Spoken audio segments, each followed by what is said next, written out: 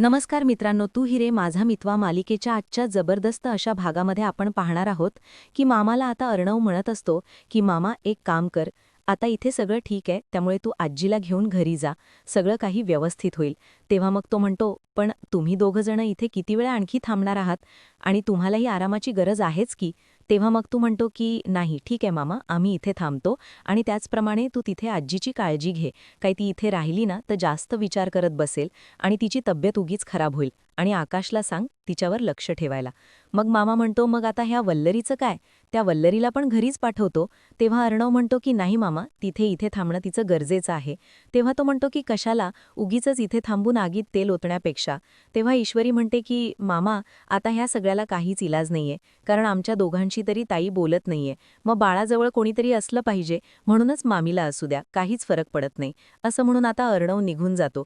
आणि मामा विचार करत असतो की खरंच मुलांनो, इतक्या लहान वयात इतका समजूतदारपणा कुठून आणलात रे. खरंच हा समजूतदारपणा खरं तर वल्लरीने घ्यायला हवा आणि वल्लरीने यांच्याकडून खरं तर ह्याचे क्लासेस लावले पाहिजेत की कसा समजूतदारपणा ठेवावा. नंतर तो म्हणतो की नको, उगीचच कशाला क्लासेस, हे दोघेही तिच्यामुळे उगीचची बिघडायची, त्यापेक्षा काहीही नको, जसं आहे तसं चांगलंय, असं म्हणून आता मामा तिथून निघतो. अर्णव आता डॉक्टरांच्या केबिनमध्ये येऊन त्यांना विचारतो की सर सगळं ठीक आहे ना, म्हणजे त्या राकेशची ओव्हरऑल सिच्युएशन कशी आहे. तेव्हा डॉक्टर म्हणतात की हे बघा मिस्टर अर्णव, एक गोष्ट मी तुम्हाला सांगतो, आता सगळं काही ठीक होतंय, त्यामुळे तुम्ही जास्त स्ट्रेस घेऊ नका. राकेश कोमामधून बाहेर आलेले आहेत आणि म्हणजे त्यांनी बऱ्यापैकी कव्हर केलंय, त्यामुळे तेही अगदी व्यवस्थित होतील. थोड्या त्यांच्या ट्रीटमेंटची गरज आहे अँड डोंट वरी, आपण त्यांच्यासाठी best of the best doctor बोलवून घेऊ, म्हणून सगळं ठीक होईल. तेव्हा मग अर्णवला आता डॉक्टर असं म्हटल्यावर अर्णव म्हणतो येस सर, डोंट वरी, तुम्ही अमाऊंटची काही चिंता करू नका, आपण हवे तेवढे फीस पेड करू, पैशाची चिंता नाही, पण तो व्यवस्थित झाला पाहिजे.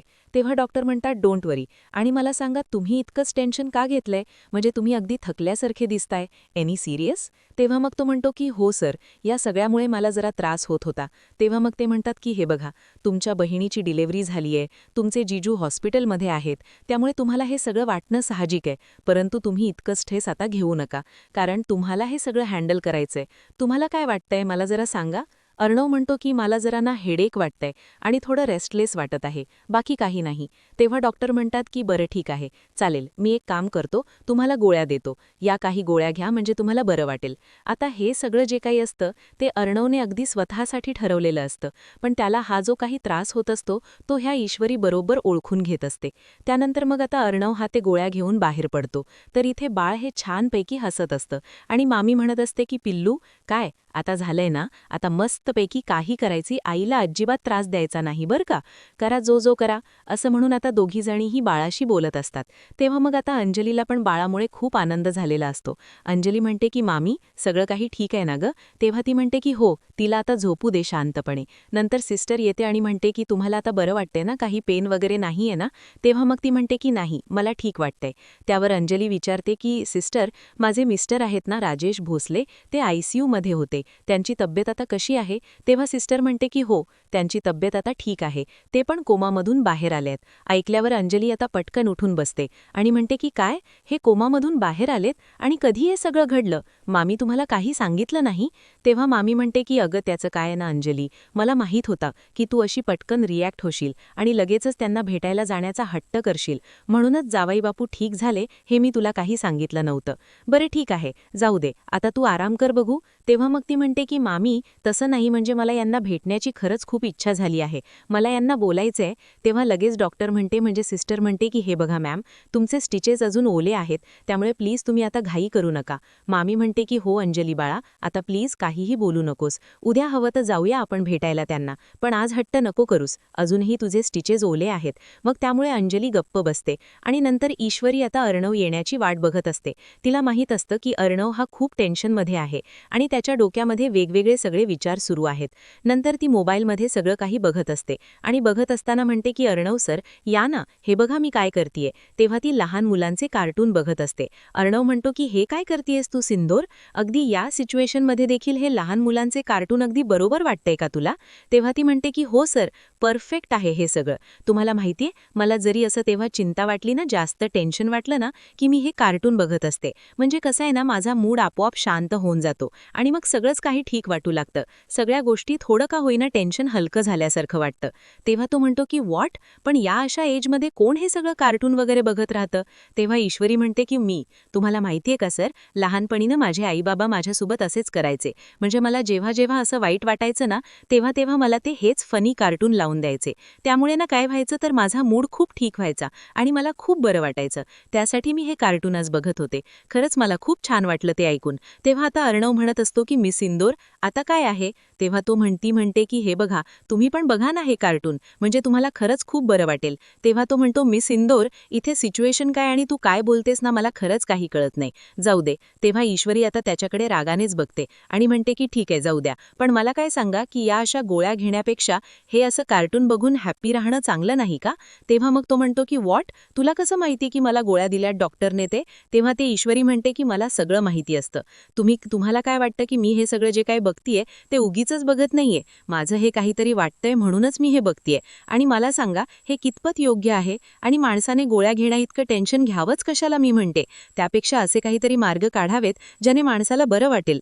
तेव्हा मग तो म्हणतो की हे बघ मिस इंदोर, मला गोळी घ्यावीच लागेल, कारण आत्ता जी काही सिच्युएशन आहे त्यामध्ये काही करावं ना हे मला खरंच काही कळत नाहीये. मला खूप त्रास होतोय. सगळ्या गोष्टी अगदी विचित्र पद्धतीने दिसतायत. मला काय करावं ना काहीही सुचत नाही. ईश्वरी म्हणते की एक मिनिट सर, हे बघा मी तुम्हाला आता सांगते, तुम्ही ना जर गोळ्या घेणार असाल ना तर ठीक आहे, मला पण द्या तुम्ही गोळ्या घ्यायला, म्हणजे कसं आहे ना मला पण जरा बरं वाटेल. तेव्हा तो म्हणतो की तू कशाला घेतेस गोळ्या, मग तुला काय टेन्शन आहे? ईश्वरी म्हणते की सर, तुमच्यापेक्षा जास्त मला टेन्शन आहे, कारण घरामध्ये ज्या काही गोष्टी चालल्यात ना त्याचा मलाही त्रास होतोय. एकीकडे त्या राकेशचं असं झालेलं आहे, ताईंचं असं, आणि माझ्यावर सगळ्यांचा राग आहे. मग कशाला ना मी शांत बसू? द्या मला पण गोळ्या, मी पण तुमच्यासोबत गोळ्या खाते. म्हणजे कसं आहे ना, आपण दोघेजणही गोळ्या खाऊ, ठीक आहे ना? म्हणजे आपल्याला बरं वाटेल. आपलं टेन्शन कसं छूमंतर होऊन जाईल ना गोळ्या खाऊन. त्यामुळे आणा इकडे. तेव्हा मग अर्णव म्हणतो की नको, राहू दे. तेव्हा ईश्वरी म्हणते की मग? तेव्हा तो म्हणतो की ओके, आपण दोघेही गोळ्या नको खाऊया. फाईन, मी तुलाही देत नाहीये आणि मी पण खात नाहीये. ईश्वरी म्हणते की बढिया, आता कसं सगळं काही व्यवस्थित होईल. अर्णव गप्प बसलेला असतो, पण त्याच्या डोक्यामध्ये ते सारखे विचार सुरू असतात. ईश्वरी म्हणते की हे बघा सर, मला माहितीये तुम्हाला काय जाणवते या वेळेला, परंतु प्लीज तुम्ही अजिबातच विचार करू नका. सगळं काही होईल व्यवस्थित. आता काय करायचं असा विचार अर्णवच्या डोक्यामध्ये सुरू असतो. त्यानंतर मग ईश्वरी म्हणते की सर, माझ्याकडे ना यावर एक उपाय आहे, तो मी तुम्हाला दाखवते. आता अर्णव विचारतो की कोणता उपाय? ईश्वरी पटकन उठते आणि त्याला मिठी मारते आणि म्हणते की सर, जादू की झप्पी. आता ही जादू की झप्पी तुम्हाला दिली ना की तुम्हाला बघा कसं हलकं वाटेल. तेव्हा आता ईश्वरी ही अर्णवच्या मिठीत जाते, त्याला घट्ट अशी मिठी मारते. त्यामुळे अर्णव आता तिच्याकडे बघतच राहतो आणि त्यालाही या सगळ्यामुळे खूप बघं वाटलेलं असतं. त्याला खूप छान फील होत असतं. ईश्वरी विचारते की सर, काय कसं वाटतंय आता तुम्हाला? तेव्हा अर्णव म्हणतो की miss Indore, it's really works. आता या सगळ्या गोष्टींमध्ये अर्णव हॉस्पिटलमध्ये असतो आणि तो आजूबाजूला बघत असतो. ईश्वरी म्हणते की बघितलं ना, मी तुम्हाला सांगितलं होतं की त्या गोळ्यांपेक्षा बाकीची कुठली तरी गोष्ट शोधा ज्याने तुम्हाला बरं वाटेल, आणि आता बघा तुम्हाला याने बरं वाटलंच. तेव्हा मग अर्णव हो अगदी बरोबर वाटलं असं तिला बोलतो. नंतर तो तिला म्हणतो की मिस इंदोर, कसला तरी आवाज येतोय ना? तेव्हा मग ईश्वरी म्हणते की हो, ओरडण्याचा आवाज येतोय. तर इथे राकेश हा शुद्धीत आलेला असतो आणि तो जोरजोरात ओरडत असतो की मला सोडा, आम्हाला सोडा. तो तिथून बेडवरून पळून जाण्याचा प्रयत्न करत असतो. तो स्वतःचा ऑक्सिजन मास्क बाजूला काढून फेकून देतो आणि सगळ्या नर्सला म्हणत असतो की सोडा, मला सोडा. आता सगळ्या जणांनी त्याला अगदी घट्ट धरलेलं असतं. डॉक्टर धावत धावत येतात आणि म्हणतात एक मिनिट मिस्टर राजेश, प्लीज थांबा. असं म्हणून आता ते त्याला थांबवण्याचा प्रयत्न करतात, पण तरीही तो कोणाच्याच हातात यायला बघत नसतो. तो फक्त उठण्याचा बेडवरून प्रयत्न करत असतो, स्वतःची सगळी ताकद लावून दाखवतो. तेव्हा मग सगळे आता हैहान झालेले असतात. सगळे पिऊन वगैरे त्याचा हातपाय येऊन धरतात आणि म्हणतात की प्लीज जरा शांत व्हा तुम्ही. तेव्हा डॉक्टर येतात आणि इंजेक्शन घेऊन त्या राकेशला इंजेक्शन देतात आणि म्हणतात की प्लीज शांत व्हा, काम डाऊन, तुम्हाला बरं वाटेल. आता इंजेक्शन दिल्याबरोबर राकेश हळूहळू शांत व्हायला लागतो. तेव्हा मग तो गप्प बसतो आणि नंतर डॉक्टर हे म्हणतात की राकेश, ठीक आहात तुम्ही? तेव्हा तो हो असा हळूहळू म्हणून अगदी गुंगीत जात असतो. तेवढ्यातच अंजलीला इथे एका गाढ स्वप्नातून जाग येते आणि ती आजूबाजूला बघते आणि म्हणते की राकेश कुठे आहेत? ते मला खरंच खूप भेटावंसं वाटतंय त्यांना. त्यांची तब्येत कशी आहे हे बघायचंय मला. तेव्हा मग मामी म्हणते की हो अंजली, तुझी परिस्थिती काय आहे ना ते मी समजू शकते, पण बाळा आत्ताची तुझी आजची सिच्युएशन बघ आणि मग त्यानुसार बघ.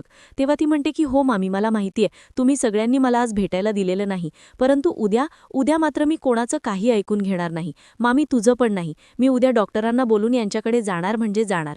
तेव्हा मल्हारी म्हणते की हो चालेल, तू उद्या भेट जावे बापूंना, पण आज प्लीज मी म्हणते ना तसंच कर. तेव्हा आता अंजली विचार करते की खरंच मला ना कळत नाहीये हे सगळं काय अचानक घडून बसलंय. तेव्हा वल्लरी म्हणते की अगं हो ना, म्हणजे ना मी ना थोडा वेळ विचार केला. तुला माहितीये का, जेव्हा तो माणूस आला होता ज्याने आपल्या राकेशचा ॲक्सिडेंट होताना बघितला होता, तो माणूस काय म्हणाला होता हे आठवते ना तुला? म्हणजे त्यांनी सांगितलं होतं की हे सगळं जे काही घडलं ना ते एका विशिष्ट पद्धतीने घडलं. म्हणजे राकेशला ज्या गाडीने धडक दिली त्या गाडीमध्ये एक वेगळ्याच प्रकारचं नाव होतं त्या टेम्पोला, म्हणजे 7 वरून काहीतरी. तेव्हा ती म्हणते की हो म्हणजे मलाही ते आठवत नाहीये, पण नक्की मामी 7 वरून काय असू शकतं? तेव्हा वल्लरी म्हणते की अगं तुला असं वाटत नाही का की 7 वरून एक वेगळं विशिष्ट असा शब्द म्हणजे सात्विका वगैरे, म्हणजे असं काही नसेल ना की ऑफिसची गाडी वगैरे सात्विक फॅशन वगैरे त्याने काहीतरी केलं असेल? तर मला तरी असंच वाटतंय. आणि त्या गाडीमध्ये कोणीतरी होती एक लेडीज. याचा अर्थ हल्ली आपल्याला ईश्वरी आणि आपला अर्णव दोघेजणही एकत्र कुठे ना कुठेतरी दिसताना फिरताना दिसतच असतात. मग त्याच्यामागे हाच हात असेल नशा कशावरून. म्हणून मला असं वाटतंय ना की नक्की याच्यामध्ये ना यांचा काहीतरी हात असावा. पण मला कन्फर्म नाही, पण एक डाऊट येतोय, तो नक्की तपासून घेतला पाहिजे. तेव्हा अंजली म्हणते की हो ग मामी, म्हणजे हा सगळा मी विचारच केला नव्हता या अँगलने. म्हणजे तो माणूस काय म्हणत होता आणि मी तो विचारच नाही केला होता. तेव्हा मग अंजलीला ती म्हणते की तू खूप भोळी आहेस, त्यामुळे ना तुला काही गोष्टी समजत नाही, परंतु ही गोष्ट अशीच असू शकते असं मला वाटतंय. तू एक काम कर अंजली, जरा ना शांत हो. आणि मी काय म्हणते, जेव्हा तुला हे सगळ्यातून तू बाहेर येशील ना, जावे बापू बरे होतील, तू जरा डिलिव्हरीच्या या सगळ्या टेन्शनमधून बाहेर घेशील, तेव्हा मात्र या सगळ्याचा तपास तू घे. तेव्हा तू शांत बसू नको. मी आहे तुझ्या मागे, डोंट वरी. आणि बाळाचं म्हणशील तर बाळाला सांभाळायला मी आहे, काळजी करू नको. पण या सगळ्या प्रकरणाच्या मुळाशी तुला जायलाच हवं. हे सगळं कोणी घडवून आणलं हे आपल्याला शोधायलाच हवं. तेव्हा मग अंजली म्हणते की हो मामी, हे तर मी शोधणारच आहे. काही झालं तरीही यांना मारण्याच्या मागे नक्की कोणाचा हात होता हे मला शोधायलाच हवं. पण मामी खरंच तू खूपच माझ्यासाठी करतेस. Thank you so much. तेव्हा ती म्हणते की हो अगं मी नाही करणार तर कोण करणार, मामी आहे ना तुझी मी. चल बरं आता काळजी करू नकोस. हे घे आराम कर आता तू, म्हणजे तुला बरं वाटेल. आणि लवकरात लवकर तू बरी झालीस की नंतर आपण पुढचं काय आहे ते करूया, समजलं? त्यामुळे आता हे घे आराम कर. बाळ झोपले तोपर्यंत तू पण झोपून घे बघू. असं म्हणून आता मामीही तिला शांत झोपायला सांगते. त्याचबरोबर इथे आता वल्लरीच्या मनात मात्र खूपच आनंदाचं वातावरण असतं. ती म्हणते की तुला काय माहिती अंजली, मी मुद्दामच तुझ्या मनामध्ये हे सगळे गैरसमज भरतीये. म्हणजे तुझ्या आणि तुझ्या त्या भावामध्ये, अर्णवमध्ये, दोघांमध्ये एकदा की भांडण लागली ना की मग सगळ्या गोष्टी मला हव्यात ना तशा घडतील. म्हणूनच मी हे सगळं करतेय. तेवढ्यातच आता डॉक्टर हे सगळं बघून बाहेर पडतच असतात. तेवढ्यातच समोरून आता अर्णव आणि ईश्वर येतात. तेव्हा अर्णव विचारतो की डॉक्टर काय झालं होतं नेमकं त्याला? तेव्हा डॉक्टर म्हणतात की हो, ॲक्च्युली काय होतं ना, पेशंट कधी कधी रेस्टलेस होतो, कारण ते 8 तास कोमामध्ये होते आणि कोमामधून बाहेर आल्यानंतर ते एकटक कुठेतरी छताकडे असे बघत बसले होते आणि एकच गोष्ट कोमामधून बाहेर आल्यावर सारखे सारखे बोलत होते, रिपीट करत होते. ते म्हणजे की मला सोडा, मला बाहेर जायचंय, मला इथे थांबायचं नाहीये, असं सारखं सारखं ते बोलत होते. म्हणजे तोच परिणाम त्यांच्या डोक्यावर झालेला आहे आणि ते सारखं सारखं तेच रिॲक्ट करण्याचा प्रयत्न करतायत. त्यामुळे तेव्हा मग अर्णव म्हणतो की आता ते ठीक आहेत का? तेव्हा मग अर्णवला डॉक्टर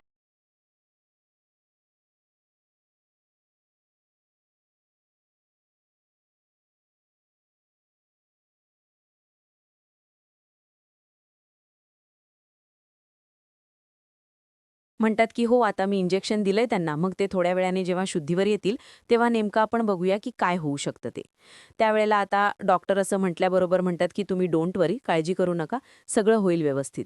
तेवढ्यातच आता ईश्वरी म्हणते की सर काय झालं आता?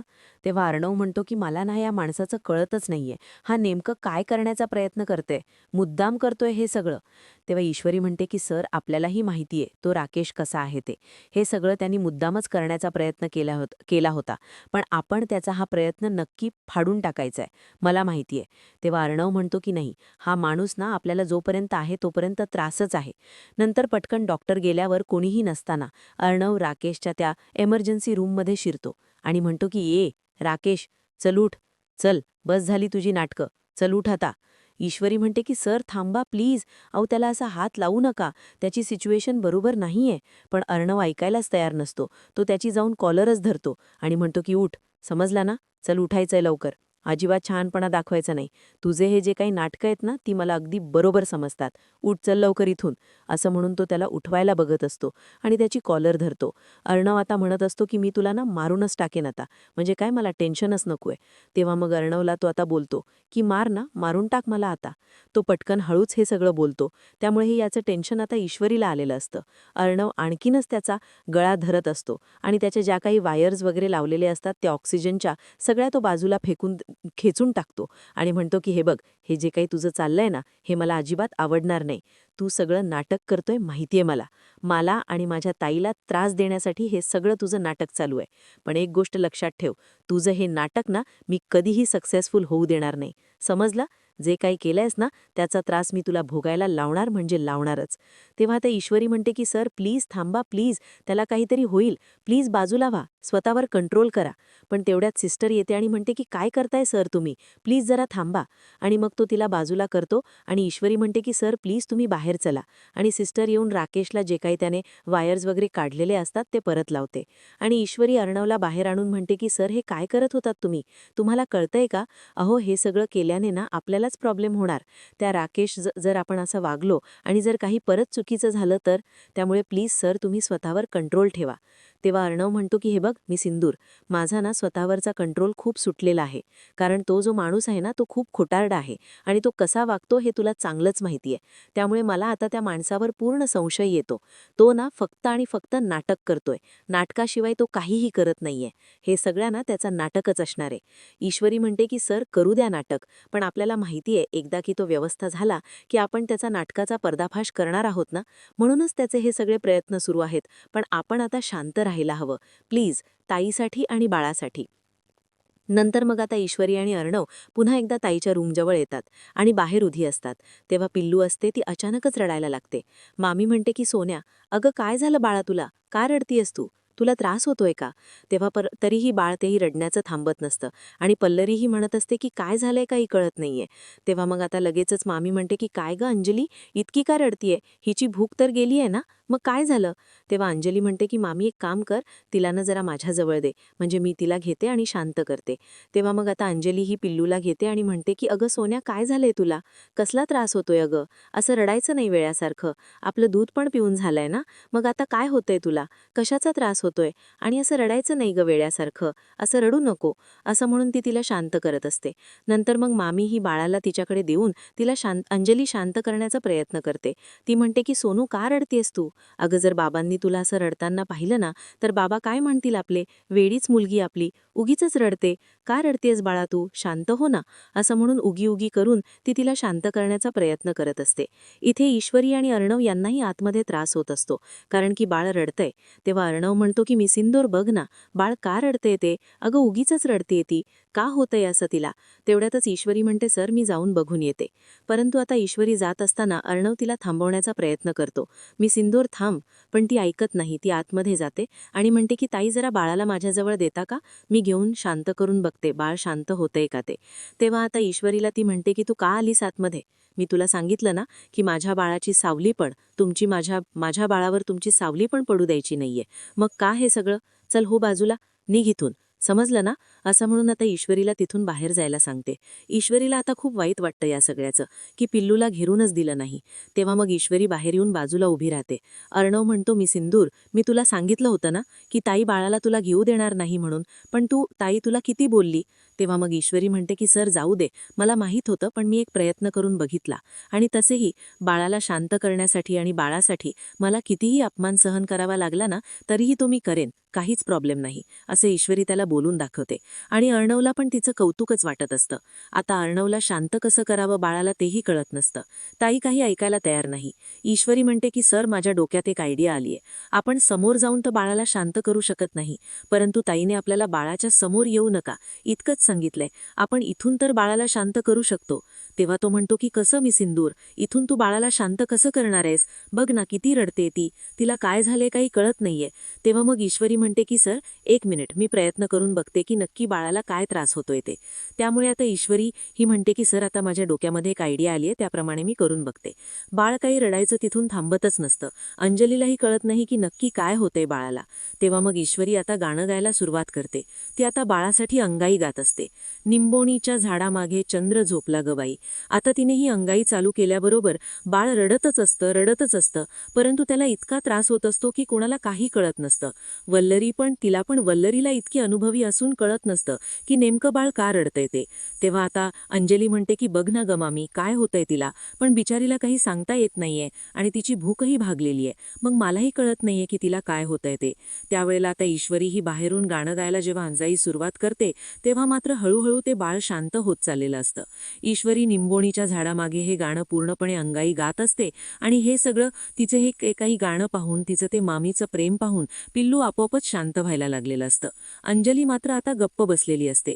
अंजलीच्या लक्षात येत असतं की हे जे काही ईश्वरी करतीये ते फक्त तिच्या बाळासाठी करत आहे आणि म्हणूनच मग अंजली तिला काहीच बोलून दाखवत नसते. ती गप्प असते. त्याचबरोबर इथे आता ईश्वरी जे काही गाणं गात असते तिच्याबरोबर अर्णवही उभा असतो आणि हळूहळू थोडंसं तो ती हॉस्पिटल म्हणजेच त्याची जो ICUचा दरवाजा असतो तोही उघडत असते, जेणेकरून पिल्लूला बरं वाटावं आणि तिच्यापर्यंत मामीचा अंगाईचा आवाज पोहोचावा. तेव्हा आता पिल्लू ते ऐकून गप्प होतं. ईश्वरी पूर्ण काही गाणं गाते आणि अशी काही त्या पिल्लूवर जादू होते की ते बाळ तिथल्या तिथे झोपी जातं आणि गाढ झोपल्यानंतर अंजलीच्याही त्या बाळाला बघून चेहऱ्यावर हसू येतं. मात्र मनात थोडीफार भीती असते की ईश्वरीनेच हे गाणं गायलं आणि त्याच्यामुळे बाळा झोपी गेले तर. ईश्वरीला खूप आनंद होतो की बाळा झोपलं. ईश्वरी आणि अर्णव दोघंजणही बाहेर तसेच बसून असतात आणि ईश्वरीला बाळ शांत झाल्यामुळे खूप बरं वाटलेलं असतं. तेव्हा त्या लगेचच अंजली म्हणते की झोपली एकदाची. तेव्हा सिस्टर बाहेरून येते आणि म्हणते की बाळ झोपलं का? किती रडत होती ती, पण बाहेर त्या ताईंनी जो काही आवाज लावला ना अंगाईचा, किती गोड आवाजात गायला त्या बघितलं. बाळ लगेचच झोपी गेलं त्यांच्या त्या आवाजाने. असं म्हटल्यावर अंजलीलाही अगदी मेल्याहून मेल्यासारखं होतं आणि तिला कळतं की जे काही आपण वागतोय ना ते खरंच खूप चुकीचं वागतोय. त्या तिच्याबरोबर असं वागणं खूप चुकीचं आहे हे तिला समजून आलेलं असतं. नंतर मग आता अर्णव हा बाहेरच बसलेला असतो आणि त्याला सकाळी झोप कशी लागते ती कळत नाही. रात्रीचं पिल्लू तर झोपी जातं, पण ईश्वरीला जाग येते. अर्णव उठल्यावर म्हणतो की अरे बापरे, मी सिंदूर सकाळ झाली, डोळा कसा लागला कळलाच नाही. तेव्हा ईश्वरी म्हणते की हो मग, अहो किती गाढ झोपलेलात तुम्ही, मस्तपैकी स्वप्नात गेल्यासारखे वाटत होतात. तेव्हा तो म्हणतो मी सिंदूर, हो बरोबर ओळखलंस तू. अगं स्वप्नातच वाटत होतं. मला एक छान आणि गोड स्वप्न पडलं माहितीये मला. ईश्वरी म्हणते की काय काय स्वप्न पडलं तुम्हाला? तेव्हा तो म्हणतो की अगं मी सिंदूर, मला असं वाटलं आपलं ताईचं बाळ हे पाळण्यात आहे ना, तर ती पिल्लू अचानक उठून उभी राहिली आणि उभी राहून माझ्याजवळ चालत चालत येऊन म्हणाली, माझा मामा, अशी मला हाक मारली आणि मला ना अशी छोटीशी किशी दिली त्या बाबूने आणि आय लव्ह यू असं म्हणाली मला ती. तेव्हा ईश्वरी म्हणते की हां, म्हणजे हे बरं आहे, रात्रीची अंगाई गाऊन झोपवायची गोड मामीने आणि किशी मात्र आणि आय लव्ह यू मात्र फक्त आपल्या मामासाठी. हे बरं नाहीये अर्णव सर, तुमचं ना हे स्वप्न ना अगदी अधुरं आहे असं वाटतं मला. म्हणजे या स्वप्नामध्ये ना मी पण असणार कुठेतरी, तिने ना मला पण आय लव्ह यू वगैरे म्हटलेलं असणार. तेव्हा तो म्हणतो की नाही नाही, मला तर फक्त इतकंच दिसलं होतं की त्या बाळाने ना मलाच आय लव्ह यू म्हणाली आणि ना मला अगदी गोड ती पापा घेत होती. तेव्हा ईश्वरी म्हणते की हो सर, खरंच आहे सगळं. म्हणजे ना ते पिल्लू आहे ना, ते एक ना एक दिवस असं नक्की करेल. अर्णव म्हणतो पण मी सिंदूर, हे सगळं कधी होईल? मला खरंच काही कळत नाहीये सगळ्याचं. मला खरंच खूप वाईट वाटतंय. मला एकच समजत नाहीये की मी सिंदूर हे सगळं कधी संपणार आहे. ताईने तर अशी अट घातलीये की आपण बाळाला बघायचं पण नाहीये, पण हे कसं शक्य होणार सगळं? ईश्वरी म्हणते की सर फिकर नॉट, सगळं काही व्यवस्थित होऊ शकतं. तेव्हा आता बाळ पुन्हा एकदा रडू लागलेलं असतं. त्याचा आवाज हा पुन्हा एकदा रडण्याचा येत असतो. ईश्वरी म्हणते की सर पुन्हा बाळ रडतंय, आता काय करायचं? बाळाला काय झालं असेल? अर्णव म्हणतो की थांब, आपण थोडा वेळ वाट बघूया आणि मग ईश्वरीचा जीव सारखा वर खाली होत असतो. बाळ थोडं थोडं रडत असतं. तेव्हा ईश्वरी आता म्हणते की काय झालं असेल? अर्णव म्हणतो की मलाही कळत नाही. ईश्वरी म्हणते की आलं माझ्या लक्षात, आपण दोघंजणही त्या बाळावरून भांडतोय ना, म्हणूनच त्या बाळाला त्याचा राग आला असेल आणि म्हणून ते असं रडायला लागलं. बघा, आपण शांत झालो तर ते लगेच शांत झालं. दोघंजणही त्या बाळाकडे बघत असतात. त्या दोघांचाही जीव नुसता बाळाला बघण्यासाठी नुसता वर खाली होत असतो. पण अंजलीला मात्र काही पाजर फुटत नसतो. अर्णव म्हणतो की आपण आता घेऊन जर बाळाला खेळू शकत असतो तर किती चांगलं झालं असतं ना. ईश्वरी म्हणते की सर फिकर नॉट, मी ना एक आयडिया काढलेली आहे आणि कधीतरी ना आपल्याला सीधी उंगली से घी नहीं निकलता तो उंगली टेढ़ी करनी पडती है. तेव्हा अर्णव विचारतो मी सिंदूर, म्हणजे नक्की काय म्हणायचे तुला, काय करायचे आता आपण?